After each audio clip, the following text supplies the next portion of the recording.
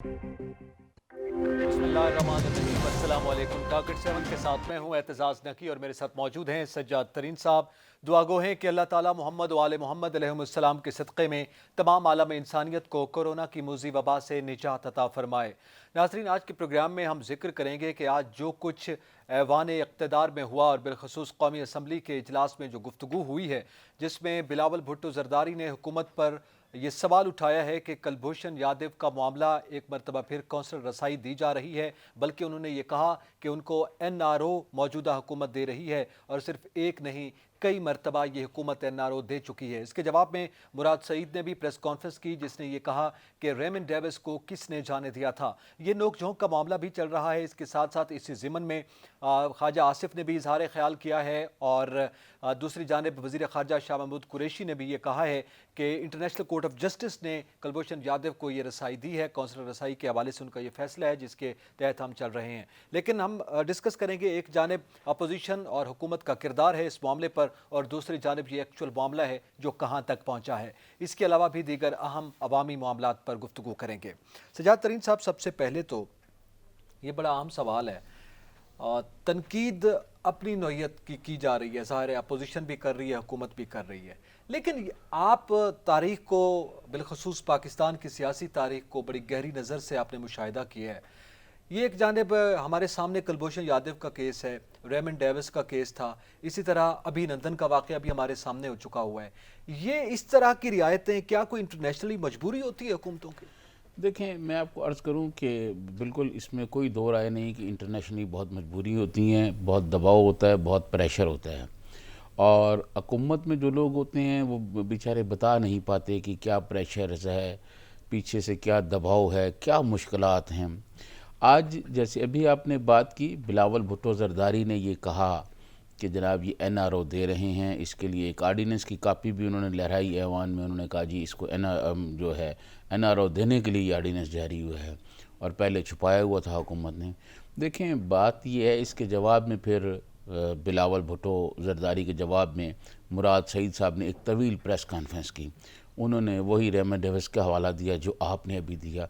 मैं समझता हूँ इस वक्त बजाय मुराद सईद को ये प्रेस कॉन्फ्रेंस करने की और रेमन डेविस का हवाला देने की, उनको चाहिए था कि वो सीधा असम्बली से निकलते और प्राइम मिनिस्टर के पास जाते और प्राइम मिनिस्टर को ये कहते कि एक JIT बनाई जाए, कि रेमन डेविस के मामले पर एक JIT बनाई जाए, एक बहुत आला अदालती कमीशन बनाया जाए और ये मालूम किया जाए, इस कौम को बताया जाए कि रेमन डेविस के मामले पे कौन कौन लोग इन्वॉल्व थे, किन किन लोगों ने उसमें सहूलतकार का रोल किया और किन लोगों ने उसको जाने दिया, और उसमें कौन सा मुस्लिम मुल्क था, मुसलमानों का वो कौन सा मुल्क था, उसने कौन से मुल्क ने पैसे दिए, किसको पैसे दिए और पैसे किस तरह तकसीम हुए।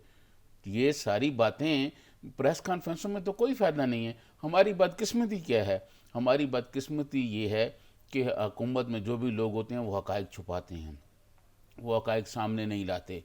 मैं इस हुकूमत की बात नहीं कर रहा, जो माजी की हुकूमतें हैं वो भी ऐसे ही करती रही हैं।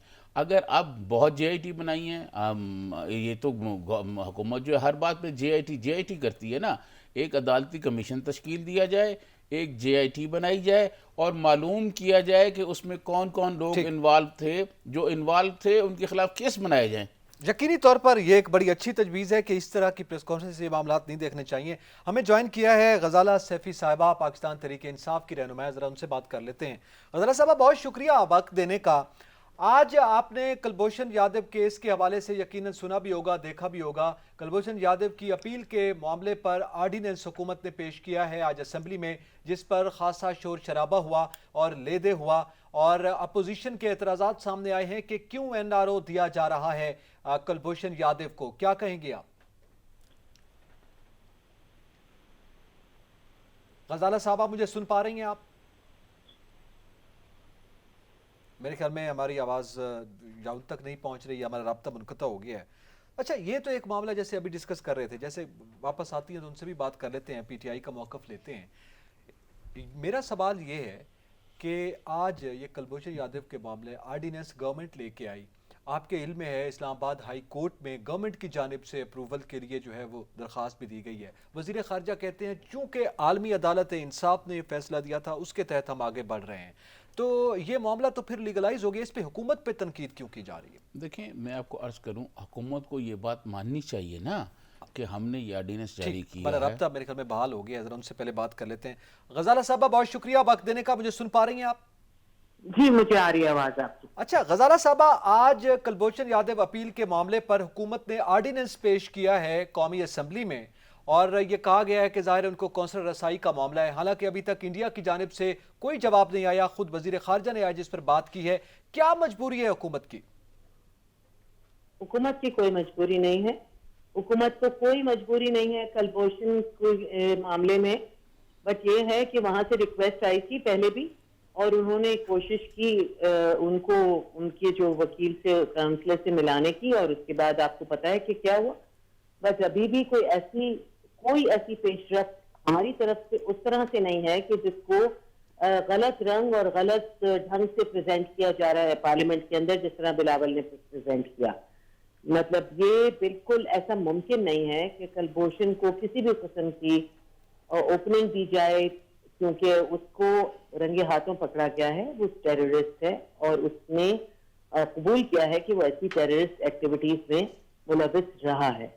تو جو اگر اس کی انٹرنیشنل آرگنائزیشنز اگر کسی طرح سے یہ مانگتی ہیں کہ کسی طرح اس کو کاؤنسلر چاہیے یا کچھ، تو اس پہ باقاعدہ فورن آفس میں ڈسکشن اور بہت ہائی لیول میٹنگز کے بعد ڈیسیژنز ہوتے ہیں، مگر ایسا کوئی ڈیسیژن نہیں ہے جس پہ بلاول نے جو تقریر کی ہے وہ بالکل جھوٹی تقریر ہے اور لوگوں کو گمراہ کرنے کی بات ہے، اور میرے خیال میں وہ خود این آر او مانگ رہے ہیں، اور کیونکہ وہ پاکستان کی سلامتی اور پاکستان کی اس وقت کشمیر کے ایشو کے معاملے پہ سیریس نہیں ہے، اس لیے انہوں نے اس قسم کی تقریر کی ہے۔ میری سمجھ میں نہیں آ رہا کہ انہوں نے اس وقت ایسی تقریر کر کے کنفیوز کیوں کیا ہے عام عوام کو۔ غزالہ صاحبہ، اگر جیسے آپ نے کہا کہ وہ کنفیوز کر رہے ہیں، اس کا رسپانس آنا چاہیے تھا نا حکومتی بینچز کی جانب سے کہ جناب آپ اس طرح کی بات کر رہے ہیں، اس کا ایکچول۔ اور دوسرا جو مراد سعید صاحب نے پریس کانفرنس کی ہے، اس میں تو انہوں نے بھی یہ سوال اٹھایا کہ ریمنڈ ڈیوس کو آپ نے کیوں جانے دیا، تو اس سے تو یہ تاثر ملتا ہے جیسے کچھ جانے کی بات یا این آر او کی بات سامنے آ رہی ہے۔ ہیلو جی مجھے آواز نہیں آ رہی آپ کی۔ غزالہ صاحبہ، میرا سوال یہ ہے کہ آج جیسے ابھی آپ نے کہا کہ بلاول بھٹو زرداری نے غلط رنگ دیا، وہ بار بار کہہ رہے ہیں کہ حکومت این آر او دینے جا رہی ہے، تو حکومتی بینچز کی جانب سے اس کا کوئی دلیل کے ساتھ جواب آنا چاہیے تھا، مگر جواباً مراد سعید نے پریس کانفرنس کی ہے اور اس میں تو انہوں نے یہ سوال اٹھا دیا کہ آپ کی حکومت نے ریمنڈ ڈیوس کو کیوں جانے دیا، تو یہ ظاہر ہے یہ تاثر دیتا ہے کہ شاید کوئی جانے کی بات ہو رہی ہے۔ دیکھیے جانے کی کوئی بات نہیں ہو رہی ہے، اور چونکہ ہوا یہ کہ جب بلاول زرداری نے یہ بات کی اور اس کے فوراً بعد انہوں نے کہا کہ جی کورم پورا نہیں ہے، اور اس کے فوراً بعد نکل گئی، ان کا شاہانہ انداز ہے، آج کی بات نہیں ہے، روزانہ کا یہی معاملہ ہے، جب بھی وہ پارلیمنٹ میں آتے ہیں وہ ایک تنتنے کے ساتھ داخل ہوتے ہیں، اپنا پوائنٹ آف ویو پیش کرتے ہیں، دوسرے کا سنے بغیر چلے جاتے ہیں۔ مراد سعید نے ان کو جواب دینا تھا پارلیمنٹ کے اندر ہی، مگر وہ پریس کانفرنس پہ جواب دیا گیا۔ اس جواب سے بالکل یہ مقصد نہیں ہے کہ کلبھوشن کو کسی بھی قسم کی آزادی دی جا رہی ہے کہ وہ یہاں سے پاکستان سے اس کو کسی بھی قسم کا این آر او یا یہ آزاد کیا جائے گا۔ محترمہ آپ یہ بتائیں سیریس ایشو ہے، اور کشمیر کو لے کے ہم کسی بھی قسم کی اس قسم کی لیپس نہیں کر سکتے اپنے ڈیسیشنز میں، اور کسی بھی قسم کی غلطی نہیں ہو سکتی یہاں پر۔ محترمہ آپ یہ بتائیں کہ اگر کلبھوشن کو جانے نہیں دینا تو پھر حکومت نے آرڈیننس کیوں جاری کیا ہے، اور دوسری بات کورم پورا کرنا تو قومی اسمبلی میں حکومت کی ذمہ داری ہے، اپوزیشن اگر نشاندہی کرتی ہے تو حکومتی لوگ نہیں پورے ہوتے تو کورم تو پھر پورا نہیں ہوتا، تو کارروائی نہیں چل سکتی۔ دیکھیے کورم جو ہے اس کو انہوں نے اس وقت پوائنٹ آؤٹ کیا، اکثر ہوتا ہے کہ کورم کے لوگ کمپلیٹ ہوتے ہیں مگر لوگ لابیز میں ہوتے ہیں، اور کوئی میٹنگز بھی کئی دفعہ ہو رہی ہوتی ہیں، تو کئی دفعہ وہ نمبر اس وقت کے لیے نہیں ہوتا، گیپ دے کے پھر لوگ واپس آ جاتے ہیں پارلیمنٹ کے اندر، مگر اس طرح واک آؤٹ کر جانا اور پھر خاص طور پہ یہ ان کا ریگولر روٹین ہے کہ آ کے تقریر کرنا اور مراد سعید کی تقریر سے پہلے چلے جانا۔ تو یہ آرڈیننس جو جاری کیا ہے حکومت نے، یہ حکومت نے جو آرڈیننس جاری کیا ہے، جو بلاول آج لہرا رہے تھے کہ یہ آرڈیننس ہے جو حکومت نے چھپایا ہوا تھا، وہ آرڈیننس کیوں جاری کی ہے؟ دیکھیے اس میں جو ہے آرڈیننس کو آپ نے آرڈیننس کی کاپی پڑھی ہے؟ آرڈیننس پڑھا ہے آپ نے؟ جی، آرڈیننس میں یہ کہا گیا ہے کہ اپیل کا حق دیا جائے اعلیٰ عدالت میں کلبھوشن یادو کو، اور اس پہ ظاہر ہے حکومت فریق بن کے جا رہی ہے نا۔ اس سے پہلے اسلام آباد ہائی کورٹ میں بھی اپروول کی درخواست دی گئی ہے۔ دیکھیے انٹرنیشنل جو ہے وہ کورٹ جو ہے ان کو گورنمنٹ کو بہت ساری چیزیں پریشرائز ہو رہا ہے، مگر اس کا یہ مطلب نہیں ہے کہ گورنمنٹ اس کے پریشر میں آ کے اور کلبھوشن کو آزاد کر دے گی۔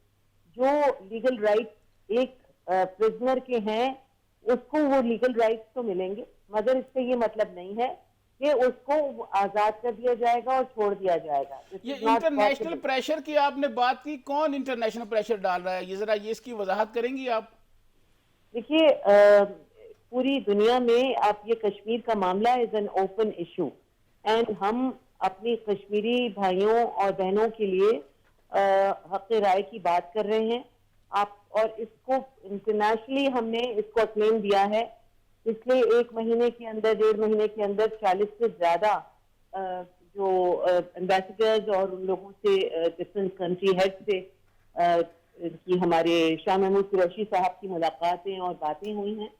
تو یہ جو ہے ایک انٹرنیشنل سین پہ اس کو بہت سیریسلی لیا جا رہا ہے کشمیر ایشو کو، اور اس وقت ہم اس قسم کی آرڈیننس لانے کا تو مطلب یہ ہے کہ اس کو کیس کو ہم سیریسلی لیتے ہیں، مگر اس کا یہ مطلب نہیں ہے کہ کلبھوشن کو بھی کسی بھی طرح سے جو کہ ٹیررسٹ ہے اور جو ہماری ٹیریٹری کے اندر پکڑا گیا ہو اور جس نے خود مانا ہو کہ میں ٹیررسٹ ہوں، اس کو کسی بھی قسم کی آزادی یا یہاں سے چھوٹ نہیں دی جائے گی۔ تو غزالہ صاحبہ آپ نے جیسے بات کی کہ کشمیر کا معاملہ لنکڈ ہے اس سے، یعنی اگر ہم انڈیا کو کرتارپور راہداری کھول کر ابھی نندن کو چھوڑ کر کلبھوشن یادو کے معاملے میں کونسلر رسائی دے کر یہ اس قسم کی رعایتیں کیا اس کا حصہ ہیں؟ کیا اس میں ڈیمانڈ کے طور پر ہے کشمیر کے معاملے پر؟ آپ نے کہا بالکل نہیں، بالکل نہیں، بالکل نہیں، یہ کنیکٹ نہیں ہو سکتے۔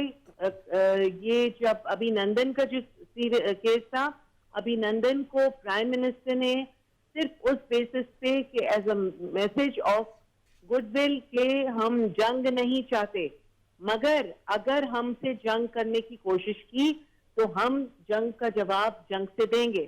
یہ کسی بھی طرح سے ہم پیچھے نہیں ہٹیں گے اس پہ، نہ ہم کسی قسم کا کمپرومائز کریں گے، بٹ ایز 2 نیشنز جو کہ نیبرز ہیں، نیوکلیر پاورز ہیں اور جو چاہتی ہیں کہ آگے بڑھیں، ترقی پائیں اور اکنامک کنڈیشنز میں اپنے آپ کو بہتر بنائیں، تو پھر جنگ اس کا سلیوشن نہیں ہے۔ مگر اگر کوئی بھی ٹیریٹری کے اندر پکڑا جاتا ہے کسی بھی قسم کی بغاوت کرتے ہوئے، تو اسے کسی طرح سے بھی آسانی یا آزادی نہیں دی جائے گی۔ یہ محترمہ آپ نے کشمیر کی بات کی، کشمیر پر تو صورتحال یہ ہے کہ اگلے مہینے جو ہے ہمیں 1 سال ہو جائے گا۔ اس 1 سال میں سوائے ایران اور ترکی کے کسی مسلم ملک نے بھی ہمارا ساتھ نہیں دیا، تو انٹرنیشنل لوگ ہمارے کیا ساتھ دیں گے؟